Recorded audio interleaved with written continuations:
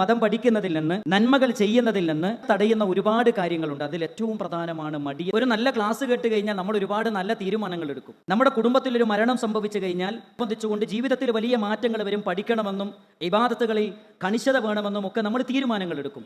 ഈ തീരുമാനങ്ങൾ നടപ്പാക്കുന്നതിൽ നമുക്ക് മുന്നിൽ നിൽക്കുന്ന തടസ്സമെന്ന് പറയുന്നത് മടിയാണ്. ഫിറഔനിന്റെ കൊട്ടാരത്തിലേക്ക് ദഅവത്തിന് വേണ്ടി നിയോഗിക്കുന്ന സന്ദർഭം വിശദീകരിക്കുന്നുണ്ട് പരിശുദ്ധ ഖുർആൻ. ഇദ്ഹബ് അൻത വഅഖൂക, താങ്കളും താങ്കളുടെ സഹോദരനും എന്റെ ദൃഷ്ടാന്തങ്ങളുമായി ഫിറഔനിന്റെ കൊട്ടാരത്തിലേക്ക് പോവുക. വലത്തനിയ ഫീ ദിക്രി, എന്നെ ഓർക്കുന്നതിൽ നിങ്ങൾ അമാന്തം കാണിക്കരുത് എന്ന് പരിശുദ്ധമായ ഖുർആൻ.